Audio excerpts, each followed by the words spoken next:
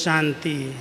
पहला जो था इसी जन्म में, जब तक ज्ञान नहीं मिला, भले जाति के कोई ब्राह्मण होंगे भी, लेकिन हम सब बाबा के बच्चे ब्रह्मा मुख वंशावली ब्राह्मण कुलभूषण, इस ब्राह्मण कुल का श्रृंगार हैं। उस लौकिक जीवन से, जो लौकिकता थी, जब तक उस लौकिकता को त्यागा नहीं, तब तक ब्राह्मण जीवन सच्चा जीवन नहीं बन सकता।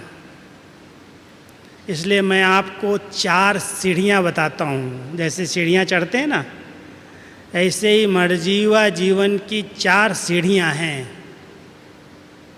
जिस दिन हम बाबा के बच्चे बने, उस दिन सबसे पहला ज्ञान समझ मिली, मैं कौन हूँ। परिवर्तन क्या किया? जो देह अभिमान था, जो हमारी देह का परिचय था, मेरा ये नाम है, मेरा ये रूप है, मेरे ये गुण हैं, मेरे ये कर्तव्य हैं, बाबा ने आत्मा का सुंदर ज्ञान दे करके देह अभिमान से मार दिया, मर्जीवा बन गए। तो पहली स्मृति में मैं आत्मा हूँ, शरीर नहीं। और जितना इस आत्म अभिमानी स्थिति का अभ्यास करते हैं, उतना पुरानी देह और दुनिया की सब बातें अपने आप भूल जाती हैं। तो पहली स्टेप में, पहली सीढ़ी की स्टेप है लौकिक को अलौकिक में परिवर्तन कर देना। जो लौकिकता थी, आप सब जानते हो, इसी जीवन में जब तक आपको ये ज्ञान नहीं मिला, तब तक लौकिक खान पान कैसा था, बोलचाल कैसा था, लौकिक व्यवहारिक जीवन कैसा था, फैशन करना, रफ डफ बोल देना, इधर उधर खाना पीना, जिसको बाबा कई बार कहते हैं वो शूद्रपन की जीवन थी। बाबा के बच्चे बने, एक धक से सच्चे पक्के ब्राह्मण बन गए। मर्जीवा वो है, सुना होगा, जब बलि चढ़ाते हैं ना, तो महाप्रसाद कौन बनता है? महाप्रसाद आजकल तो दुनिया में बकरी के बलि देते हैं, बकरे की। और उस बकरे की जब बलि देते हैं, अगर वो चिल्लाने लगता है तो उसको महाप्रसाद नहीं बोलते हैं, और जो एक धक से कट जाता है उसको महाप्रसाद कहते हैं। तो शिव बाबा के ऊपर हम सब बलि चढ़ गए। बलि चढ़ गए ना सब, कि नहीं चढ़े अभी तक? अभी मधुबन में आए हो इतनी तपस्या करने के लिए, तो पहले अपने देह अभिमान की बलि चढ़ा देना। मैं आत्मा हूँ, शरीर नहीं। लौकिकता की बलि चढ़ा देना। जो लौकिक संस्कार थे, हंसना, बहलना, फैशन करना, रफ डफ बोल चाल, दृष्टिवृत्ति अपवित्र, शुद्ध अशुद्ध, उसको परिवर्तन करना है। तब कहेंगे पहला स्टेप हमने ब्राह्मण जीवन का जीना सीख लिया।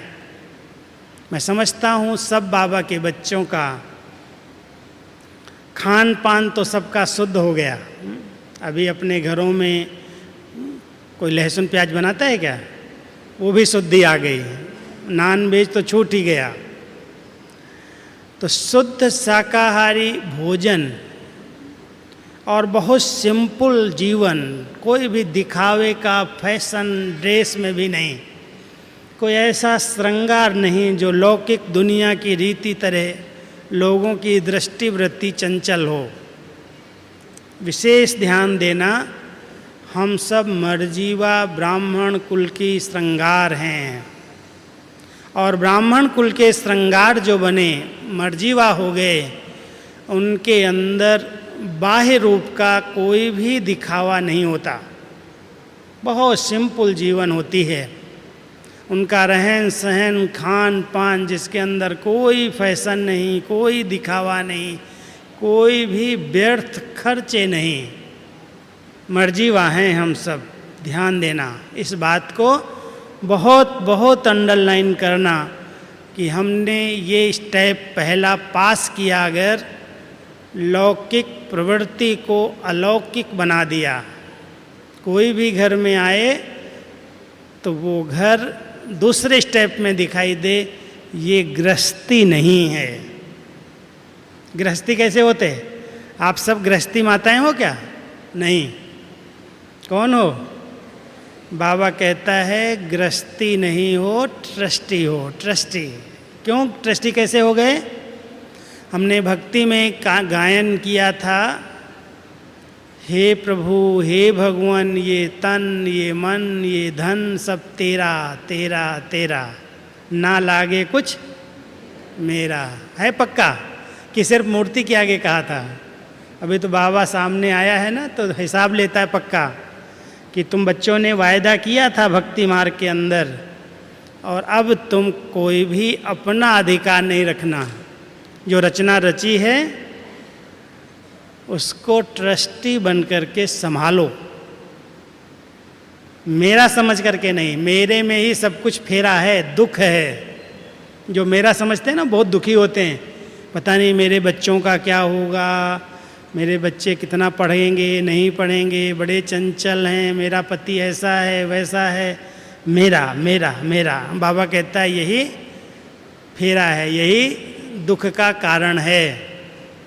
तो सब ने दूसरा स्टेप देखना, हम गृहस्थी नहीं हैं।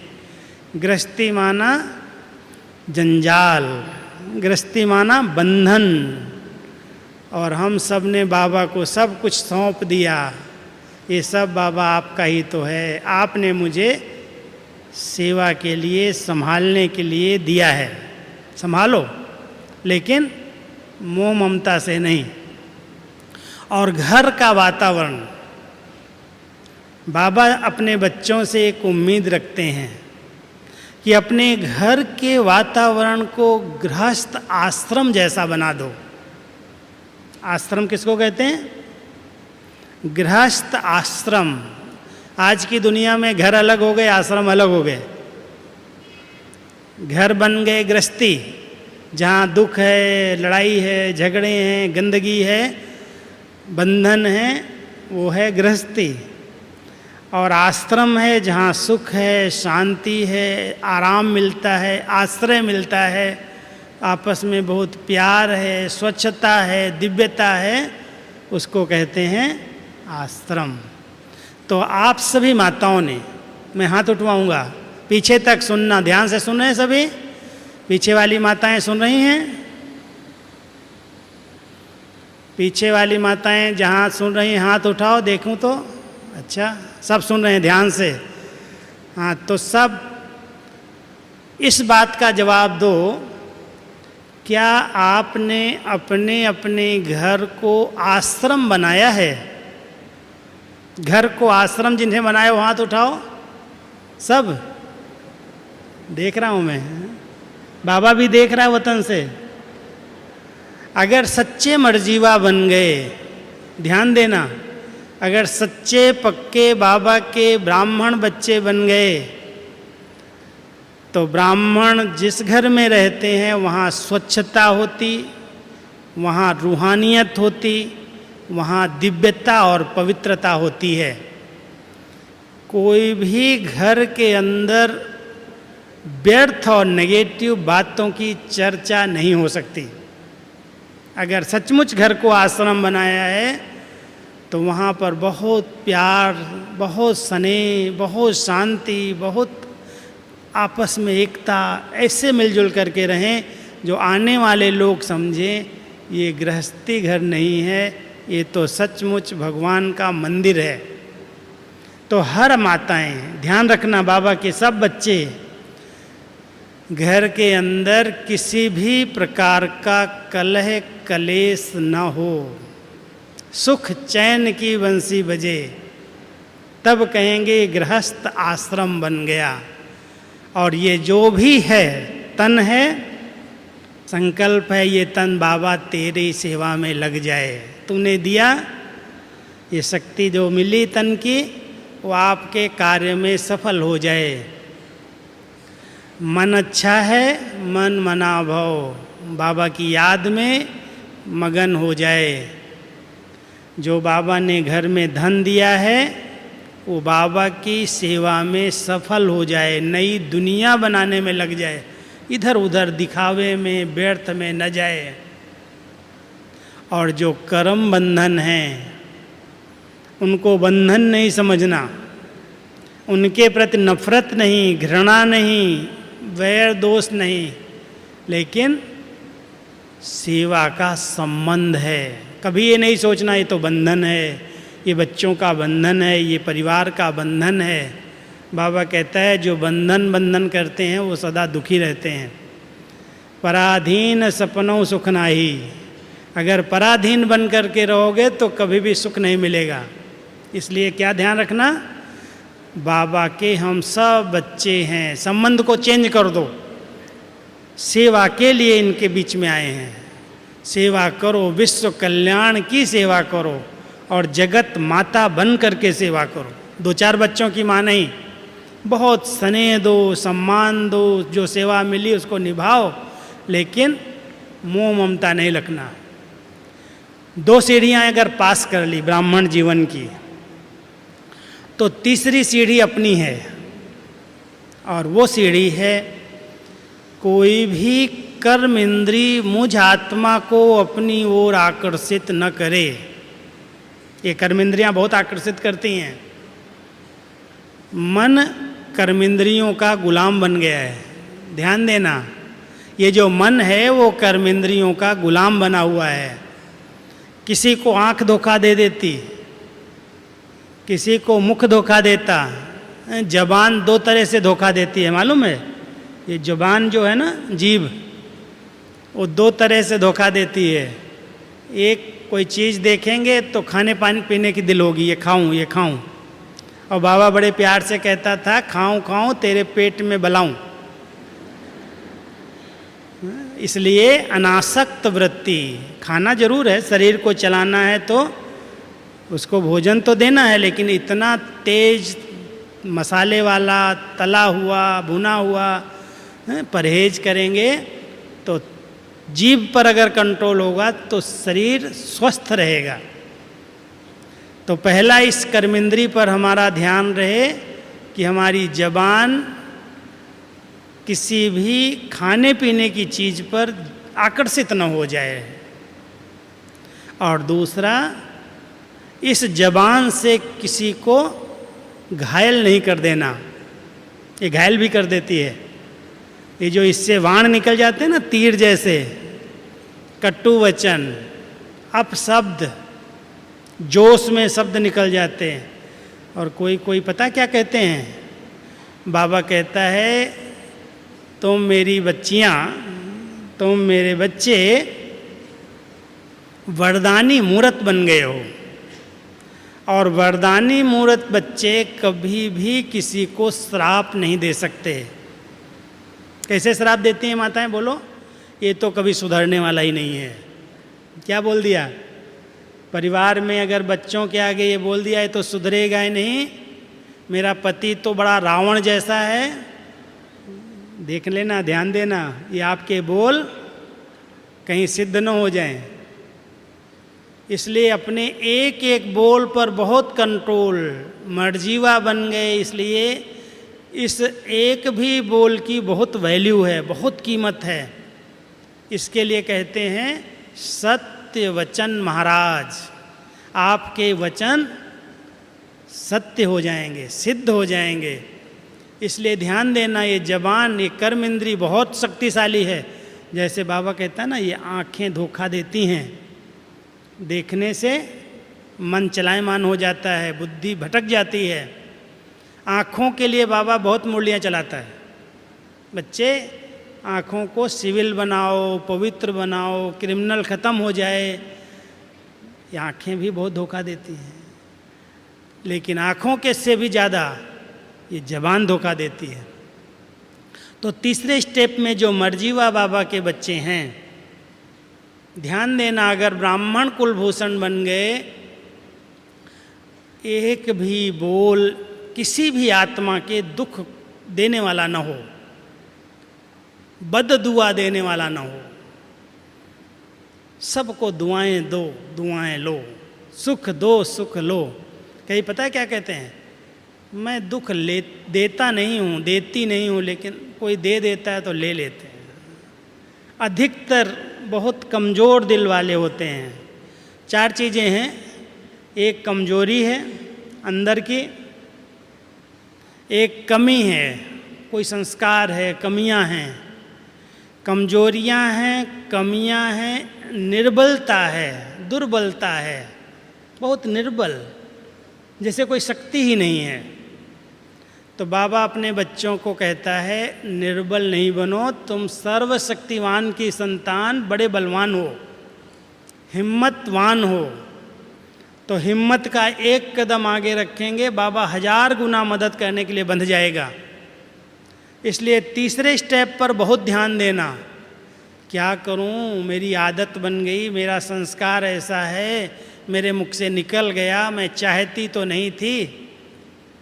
ये जो भाषा है ना, इस पर कंट्रोल करना। चाहती नहीं थी, हो गया, माना क्या हुआ, इसको क्या कहते हैं? मैं आत्मा अपनी कर्मेंद्रियों के अधीन हो गई। मर्जीवा आत्माएं जो ब्राह्मण कुलभूषण हैं, मर गए दुनिया से, उनका एक एक बोल अपने कंट्रोल में रहेगा। एक भी बोल किसी के लिए अपशब्द नहीं निकल सकता। ध्यान देना सभी, अंडरलाइन करके यहाँ से जाना कि किसी भी आत्मा को मैं ऐसे शब्द न बोलूं जो उसके दिल को दुख पहुंच जाए। हमें इस जीवन में सब की दुआएं चाहिए। पता है, हम दादी जी थी, हमारी दादी प्रकाशमणि, किसने किसने देखा दादी को? देखा है? 2007 के पहले जो ज्ञान में आए उन्होंने देखा। 2007 में दादी गई, अव्यक्त हुई। दादी जी, हम उनसे पूछते थे, दादी आप क्या पुरुषार्थ करती हैं? दादी कहती थी, मैं कोई पुरुषार्थ नहीं करती, मैं हमेशा कहती हूँ सबकी मुझे दुआएं मिलें, दुआएं मिलें, दुआएं मिलें, सबकी दुआएं मिलें। दादी जी के आगे शारीरिक पेपर आया, सबके आते आता है, शरीर बीमार हुआ, बड़ी आयु हो गई। दादी जी से कभी भी मिलते थे, पूछते थे, प्यार से नज़दीक जाके बैठते थे, दादी आपको दर्द है, कोई तकलीफ़ होती है? नहीं भैया, मुझे कोई दर्द तकलीफ़ नहीं होती, मुझे तो आप सब की, बाबा की बहुत ढेर सारी दुआएं हैं। आप सब ध्यान देना, अगर दुआएं हैं तो कभी भी कोई भी पेपर आएगा उसको बहुत सहज रीति से पार कर लोगे। इसलिए कहते हैं, ले लो दुआएं माँ बाप की, ले लो दुआएं माँ बाप की, सिर से उतर जाएगी गठरी पाप की। हो सकता है योग लगाने में थोड़ी मेहनत लगे, योग से पाप भस्म होंगे, बहुत समय लगेगा, मेहनत है। लेकिन अगर सब आत्माओं को प्यार से, स्नेह से, सम्मान दे करके दुआएं ले लो, सहयोग दे करके दुआएं ले लो, तो जो भी पाप हुए हैं वो सब अपने आप खत्म हो जाएंगे। बाबा के आज्ञाकारी सपूत, सच्चे बच्चे बन करके रहो, सबकी दुआएं बाबा की दुआएं मिल गई। तो ध्यान देना, तीसरे स्टेप में, तीसरा स्टेप समझ रहे हैं ना, कर्म इंद्रियों पर पूरा कंट्रोल। मैं आत्मा मालिक हूँ, कोई भी एक भी कर्म इंद्री जो मुख्य है ना 5, न हाथ धोखा दे, न कान धोखा दे, न मुख धोखा दे, न आँखें धोखा दें, और न कोई रस, कोई भी खाने पीने, देखने, सुनने, स्पर्श करने का रस जो है वो भी आकर्षित न करे। ऐसी आत्माएं मर्जीवा कहलाती हैं। तो आप सब अपने आप से पूछना, क्या मैं इस ब्राह्मण जीवन में सच्ची पक्की मर्जीवा जीवन जी रहा हूँ? कोई भी शूद्रपन का पिछला संस्कार इमर्ज तो नहीं होता, धोखा तो नहीं देता। अगर देता है चेक करो। भट्टी में आते हैं, भले भीड़ में आए हो, ज़्यादा लोग हैं, लेकिन एक के अंत में एकांत में चले जाओ। मन के संकल्पों की जो भीड़ है ना, वो शांत हो जाए। इस भीड़ का कोई असर नहीं पड़ेगा। जिसके मन में कोई भीड़ नहीं है, कोई संकल्पों में ज़्यादा हलचल नहीं है, वो एकांत का अनुभव करता है। संगठन में इतनी बड़ी भीड़ में रहते हुए भी एक के अंत में चला जाता है। तो आप अनुभव करना यहाँ पर, बुद्धि से एक बाबा के प्यार में खो जाएं और महसूस करें कि मेरे अंदर अभी तक पिछले जीवन की कौन सी आदतें, कौन से संस्कार इस ब्राह्मण जीवन के लिए ठीक नहीं हैं। उसको क्रॉस कर दो, ये ठीक नहीं है। अब मैं ब्राह्मण बन गई, अब मैं शूद्र नहीं हूँ, अब मैं पिछले जन्म से मर गई। जो मरते हैं पिछले जन्म से, वो मर जीवा कहलाते हैं। ब्राह्मणों की 4 क्वालिटी सुनाता हूँ। 4 सीढ़ियाँ हुई कि नहीं? चौथी सीढ़ी नहीं बताई। चौथी सीढ़ी है, मन में भी कोई अशुद्ध, व्यर्थ, नेगेटिव संकल्पों की उत्पत्ति न हो। कहते हैं मन जीते जगत जीत, सच्ची मर्जीवा आत्माएं हैं युद्ध के इस मैदान में, है युद्ध माया से। क्योंकि इसी जन्म में कई अनुभव किए हैं। पास्ट जन्म के अनुभव इतनी जल्दी भूलते नहीं, इसलिए कई बार विकारों से, विकारी वृत्तियों को जीतने में बहुत मेहनत लगती है, युद्ध चलती है। कभी कभी वो माया जो है अंदर अंदर परेशान कर देती है, हैरान करने लगती है। इसलिए ध्यान देना, अब हम बाबा के बच्चे मर जीवा बन गए, मन भी बाबा को अर्पित कर दिया। इसलिए चौथा स्टेप में अगर पास हो गए कि मन में भी कोई अशुद्ध विकारी संकल्प उत्पन्न न हो, और अगर आते हैं तो उनको ज्ञान और योग की शक्ति से समाप्त कर दें। ध्यान देना, अगर सचमुच कोई की लगन है, पक्के बाबा के बच्चे बने हैं, निश्चय बुद्धि बच्चे बने हैं, तो उनके संकल्प बहुत शांत, शुद्ध और पवित्र होते जाएंगे। इस चौथे स्टेप को अगर क्रॉस कर लिया तो पक्के सच्चे ब्राह्मण कुलभूषण कहलाएंगे। और ब्राह्मणों की 4 क्वालिटी बाबा कई बार कहते हैं। ब्राह्मण वो हैं जो ब्रह्म मुहूर्त में अमृत वेले उठते हैं। उठते तो होंगे सभी, माताएं तो जरूर उठती होंगी। उठते हैं? हाथ उठवाऊँ क्या इसमें? सब अमृत वेले सोते नहीं कोई 4 बजे।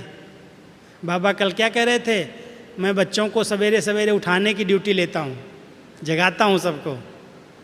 तो 4 बजे का अमृत वेला, लेकिन ऐसे नहीं नींद वाला करना, ऐसे सुस्ती वाला, ऐसे सो जाओ आके, बहुत अलर्ट हो करके बाबा के प्यार में खो जाओ, अच्छे अच्छे गीत लगा दो, मस्ती में बैठो, मिलन मनाओ, रूह रियान करो। बाबा आपने मुझे कैसे क्या से क्या बना दिया, कहाँ पड़े हुए थे किचड़े के अंदर, कैसे खाते थे, कैसे पहनते थे, कैसे रहते थे, कैसे सोते थे। वाह बाबा आपने मुझे इतनी श्रेष्ठ शुद्ध पवित्र जीवन दे दी। रूह रियान करो, बाबा को बहुत प्यार से अपना नज़दीक बिठा करके बातें करो। तो ब्रह्म मुहूर्त में उठने वाला ब्राह्मण कहलाता है। और दूसरा, जो पक्का ब्रह्मचर्य का पालन करता है वो ब्राह्मण कहलाता है। अगर ब्रह्मचर्य व्रत में जरा भी ढीले हो गए, क्या करूं, बहुत मेहनत है, नहीं कोई मानता है, उस दुखी होता है, बाबा कहता है इसमें उसको दुखी हो जाने दो, भले तुम पक्के रहना। अगर तुमने दृढ़ता से संकल्प ले लिया कि मुझे अभी विकारों की लेन देन नहीं करनी, बाबा ने वो हथियाला कैंसिल कर दिया, विकारी हथियाला कैंसिल किया है ना। अब विकारी हथियाला कैंसिल हो गया और बाबा ने पवित्रता का हथियाला बांध दिया। हम आपस में आत्मा रूप में भाई भाई हैं, शरीर रूप में ब्रह्मा कुमार और ब्रह्मा कुमारी बन गए, ब्राह्मण बन गए। इसलिए ब्रह्मचर्य व्रत को दृढ़ता के साथ पालन करना वो कहलाता है ब्राह्मण। और तीसरी उसकी निशानी है ब्रह्म घर के बीच में रमण करने वाला, ब्रह्म घर, ब्रह्मलोक, परमधाम, उसमें विचरण करने वाला ब्राह्मण कहलाता है। तो बुद्धि बल से बार बार इस साकार वतन से मूल वतन की यात्रा करो, अपने परमधाम घर की यात्रा करो, ब्रह्मलोक घर के अंदर चले जाओ। वहाँ की शक्तियाँ, वहाँ की शांति, वहाँ की पवित्रता, वहाँ की निर्बंधन स्टेज, उसका अनुभव करके देखो। और चौथी, ब्रह्मा बाबा के आचरण पर चलने वाले ब्रह्माचारी ही ब्राह्मण हैं। जो बाबा ने किया, जो साकार में ब्रह्मा बाबा ने किया, अव्यक्त रूप में वो सब कुछ सुनाया है। मुरली के अंदर, अव्यक्त वाणी के अंदर ब्रह्मा बाबा ने कैसे बच्चों को संभाला, कैसे सब कुछ समर्पित किया, कैसे सामना किया, कितना विरोध सहन किया, कितना बाबा निश्चय बुद्धि रहे, कितना अचल अडोल रहे, कितना सत्यता की अथॉरिटी रहे। एक किताब निकाली थी, आप लोग ध्यान देना, उसका नाम था ऐसे थे ब्रह्मा बाबा।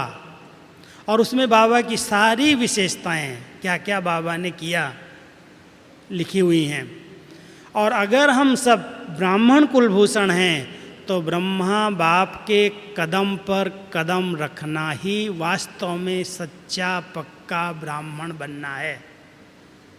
तो चारों निशानियाँ, ब्रह्म मुहूर्त में उठना, ब्रह्मचर्य व्रत का पालन करना, ब्रह्म घर में विचरण करना और ब्रह्मा बाप के कदम पर कदम रख करके उनके आचरण को अपने जीवन में उतार लेना, तब हमारे जीवन का जो लक्ष्य है ब्राह्मण कुलभूषण बन जाएं, सच्चे पक्के ब्राह्मण। देखो आज ब्राह्मण नाम से भी कमा रहे हैं।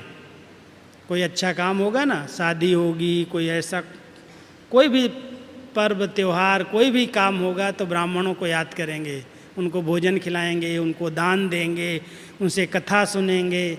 ब्राह्मणों को आज भी रोजी रोटी नाम से चल रही है, लेकिन वो तो सिर्फ कुख के संतान होने के कारण ब्राह्मण हैं। और हम सब इतने बाबा के बच्चे ब्रह्मा मुख से पैदा हुए, शिव बाबा ने ज्ञान अमृत पिला करके अपना बच्चा बनाया। हम ब्राह्मण सच्चे सच्चे ब्राह्मण कुलभूषण मर्जीवा हैं।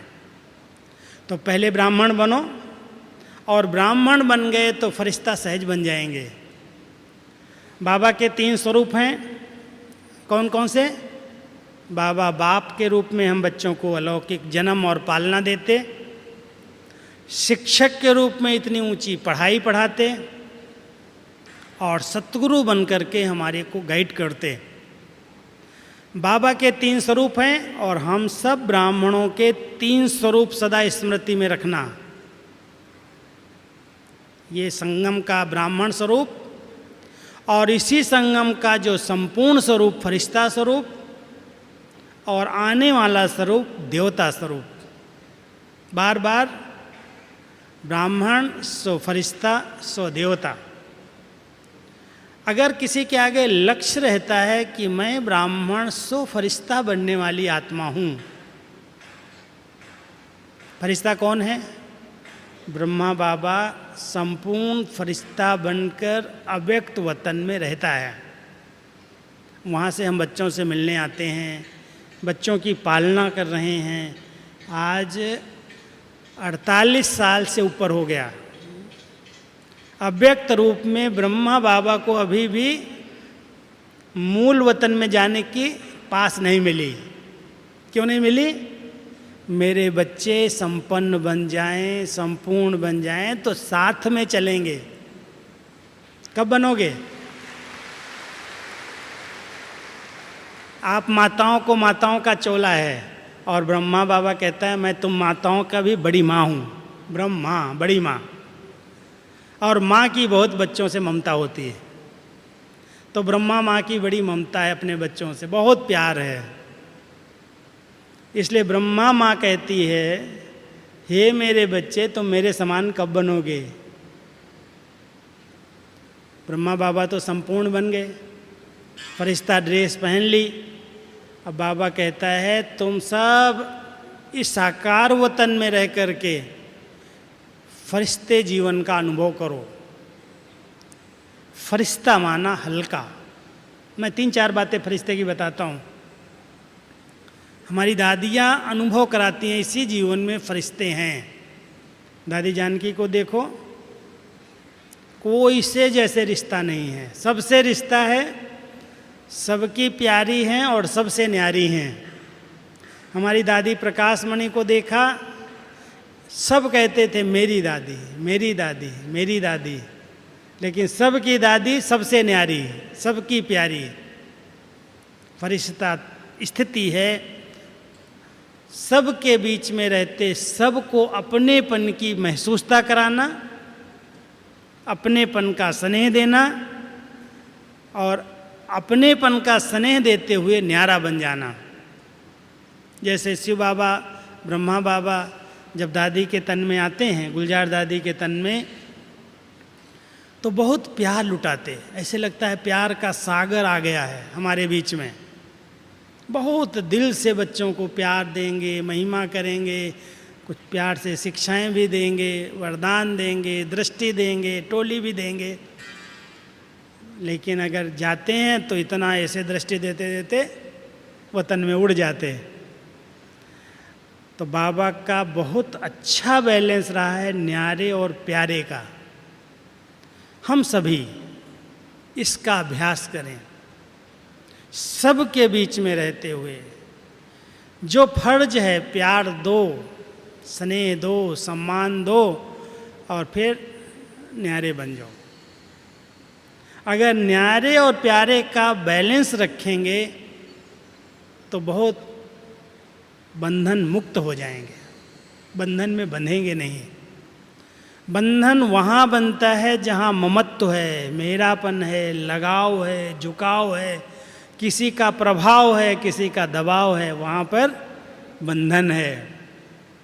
अब इस समय हम सबको फरिश्ता बनना है तो कर्म बंधन की रस्सियों को काटना पड़ेगा। जो भी बंधन बनाए हमने,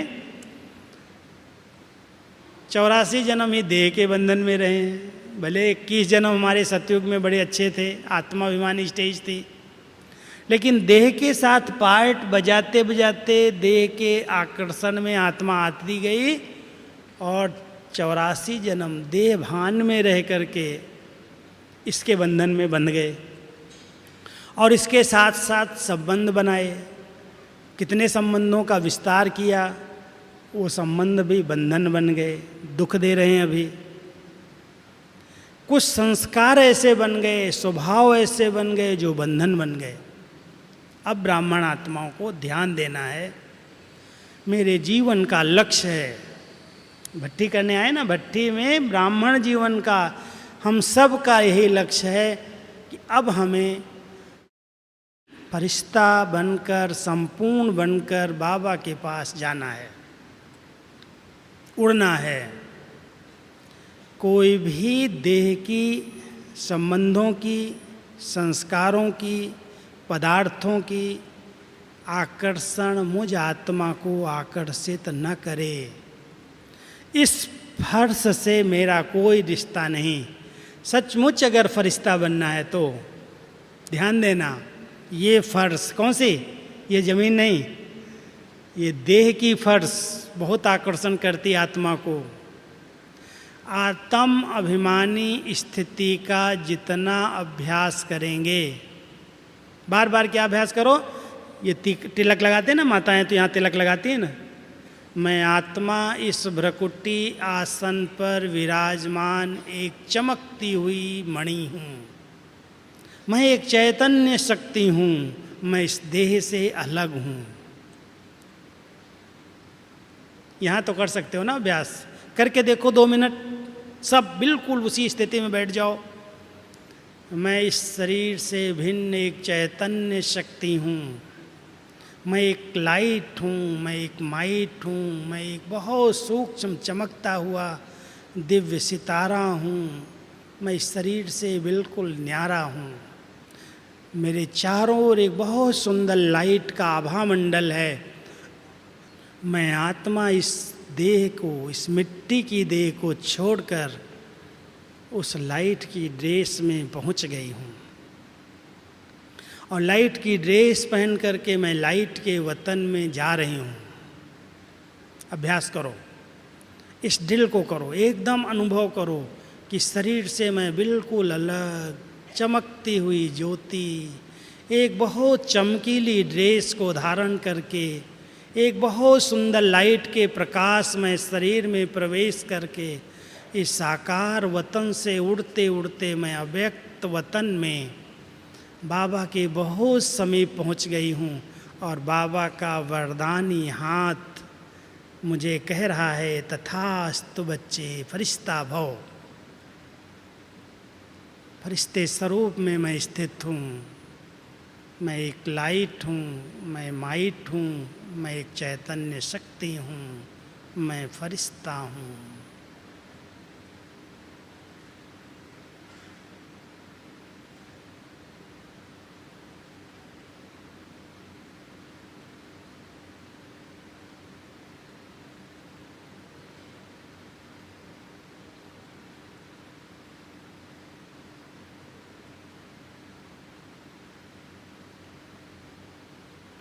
इस फरिश्ता स्थिति में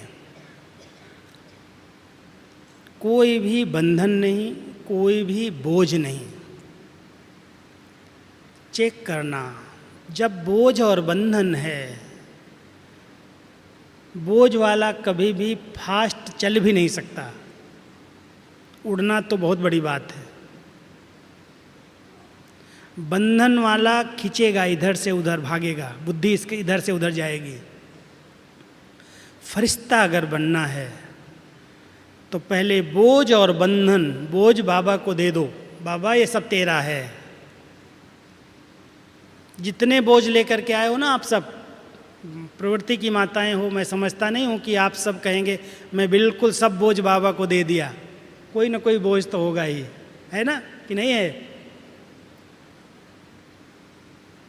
अगर आपको लिखना पढ़ना आता हो, डायरी में लिखना, मेरे अंदर अभी तक ये बंधन है, ये बोझ है, और बाबा को ऐसे बाबा के सामने बैठना, बाबा को दृष्टि लेते हुए कहना, बाबा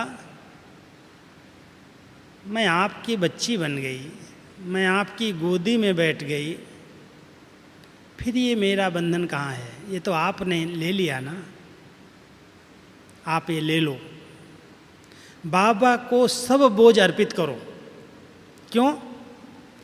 यात्रा पर हम सब चल रहे हैं। बाबा अपने बच्चों को 5 स्वरूपों का अभ्यास कराता है, प्रवृत्ति वालों के लिए। हम योग के ड्रिल के लिए नहीं बात कर रहे हैं। फरिश्ता बनने वाले 5 स्वरूप स्मृति में रखना। पहले आँख खुलते ही अमृत वेले उठो, अनुभव करो, बाबा मैं आपका छोटा सा बच्चा हूँ। बड़ा हूँ नहीं, दादा दादी नाना नानी नहीं, मैं आपकी बच्ची नहीं हूँ, बच्चा हूँ। आत्मा तो बच्चा है ना, कि बच्ची है? आत्मा बच्चा है तब वर्षा मिलता है, बच्ची बनोगे तो वर्षा नहीं मिलेगा। अगर बाबा से वर्षा चाहिए तो बच्चा, बहुत मेल रूप में, मैं आत्मा आपका बच्चा हूँ। आँख खुलते ही पहला संकल्प करो। दूसरा संकल्प करो। बच्चे हैं तो बच्चे के ऊपर कोई बोझ नहीं होता है, कोई टेंशन नहीं होता, कोई चिंता नहीं होती, माँ बाप जाने। अगर सचमुच बच्चे बन जाओ ना तो बच जाओगे, बाबा सब बोझ ले लेगा। जो बड़े बन जाते हैं उनके ऊपर सब बोझ आ जाते हैं। इसलिए हम तो आज तक भी नहीं समझते हम बड़े हो गए, हम तो बच्चे हैं, बाबा बैठा है, सब बोझ उसके, मेरे को क्या है, मैं तो हल्का हूँ। कभी भी नहीं लगता है मेरे पास इतना काम है, इतनी जवाबदारियाँ हैं, ये काम। कभी बायोडेटा बहनें सुनाती हैं ना, मैं कहता हूँ मैं तो कुछ नहीं करता भाई, बाबा करन करावन हार करा रहा है, मेरे सिर पर कोई बोझ ही नहीं है, मैं तो बहुत डबल लाइट हूँ, हल्का हूँ, बच्चा हूँ ना। बच गया। बच्चा बन जाओ तो बच जाओगे। किससे? माया से। तो सबसे पहला स्वरूप है मैं बच्चा हूँ। दूसरा स्वरूप स्मृति में रखो, जैसे स्टडी करने के लिए कोई स्टूडेंट जाता है, विद्यार्थी जाता है स्कूल के अंदर, कॉलेज के अंदर, उसको ये ध्यान रहता है मैं स्टूडेंट हूँ। और स्टूडेंट की पहली निशानी, ध्यान देना, जब तक जीना है तब तक पढ़ना है। जब तक इस शरीर में है, इसलिए मैं बड़ी आयु वाली हो गई, मैं तो सब सीख गई, मैं तो सब जान गई, नहीं। जब तक जीना है तब तक सीखना है। और मैं बाबा की गॉडली स्टूडेंट हूँ, भगवान मुझे पढ़ाता है, इंसान नहीं है ना। नशा, इस नशे में रहना। हमारा टीचर कौन? स्वयं परम आत्मा, परम धाम से पढ़ाने के लिए आता है। और रोज़ बाबा की मुरली हमारी पढ़ाई है, और कोई पढ़ाई नहीं, कोई शास्त्र नहीं, कोई वेद नहीं, कोई ऐसी वैसी बातें नहीं। बाबा की पढ़ाई केवल बाबा की मुरली है। बहुत ध्यान से, प्यार से पढ़ो, सुनो, फिर एकांत में जा कर के उस पर मनन करो, चिंतन करो। Student life the best life. दूसरा स्वरूप याद रखना अगर फरिश्ता बनना है तो। तीसरा स्वरूप कर्म क्षेत्र पर जाओ, सब कर्म करो, लेकिन मैं खुदाई खिदमतगार हूँ। भगवान ने ये खिदमत दी है, सेवा दी है, उसकी सेवा के लिए मैं आई हूँ। ये नहीं ये तो मेरा कर्म बंधन है, ये तो मेरा हिसाब किताब है, मैं क्या करूं। दुखी होकर के नहीं करो, बंधन समझ के नहीं करो। भगवान ने ये सेवा दी है, उसने कहा है बच्चे फर्ज निभाओ। मैं खुदाई खिदमतगार हूँ, केवल बाबा की सेवा के लिए हूँ, श्रीमत पर कर्म कर रही हूँ, और कोई कर्म नहीं कर सकते। तीसरा स्वरूप। और चौथा स्वरूप है, कई बातें नीचे ऊपर होती हैं संगठन में, परिवार में, मैं विजयी योद्धा हूँ। विजय मेरा जन्म सिद्ध अधिकार है। बाबा ने मेरे मस्तक पर विजय का तिलक लगा दिया है। ये चौथा स्वरूप याद रखना। हार नहीं खानी, कुछ भी हो जाए, कभी भी मूड खराब नहीं करनी। अगर माताएं इस भट्ठी में एक ही प्रतिज्ञा करके जाएं, ये भट्ठी सफल हो जाएगी। कौन सी? मैं सदा एक रस मूड रखूंगी, और वो एक रस मूड है खुशनुमा मूड में रहूंगी, खुशनुमा रहूंगी। कुछ भी हो, चाहे दुनिया में आग लगे, कुछ भी हो जाए, मैं अपनी मूड को खराब नहीं करूंगी। अगर ये वायदा करो, करेंगे? जो करेंगे हाथ उठाओ। एक रस मूड, बाबा देख रहा है, देखना, पीछे वाले हाथ उठा रहे हैं। हाँ, एक रस, कुछ भी हो, चाहे बम गिर जाए, चाहे बाढ़ आ जाए, चाहे भूकंप आ जाए, कुछ भी हो जाए, हो सकता है। रोएंगे धोएंगे तो नहीं, हाय हाय नहीं करेंगे ना, ये हो गया, ये नुकसान हो गया, ये मकान गिर गया, ये फलाना हो गया, उसने शरीर छोड़ दिया। अरे ये सब ड्रामा चल रहा है, तो नाटक है। नाटक को कैसे देखते? नाटक को बहुत साक्षी दृष्टा होकर के देखते हैं। बाबा कहता है साक्षी होकर के देखोगे तो मौज का अनुभव होगा, मूंझोगे नहीं, घबराओगे नहीं, टेंशन में नहीं आओगे, हाय हाय नहीं करोगे। हाय ऐसा हो गया, इतना नुकसान हो गया, इतनी कमाई चली गई, इसने शरीर छोड़ दिया, कुछ भी हो रहा है, बाबा तरह मुस्कुराओ। हो सकता है, इसको कहते हैं एक रस मूड। कभी भी नहीं आए, ये हो गया, अब क्या करूं, रोना धोना शुरू नहीं कर देना। अगर ब्राह्मण बच्चे फरिश्ता बनना है तो ध्यान रखना, आंसुओं की टंकी बंद हो जानी चाहिए।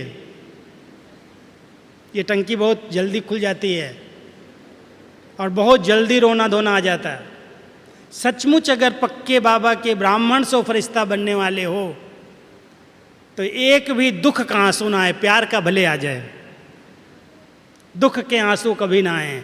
ऐसी एक रस मूड, एक रस स्थिति, उनको कहता है बाबा ये मेरा विजयी बच्चा है, विजयी योद्धा है, कुछ भी हो जाए इसको कोई परवाह नहीं। ठीक है, हो सकता है ना। अच्छा, 5वां स्वरूप,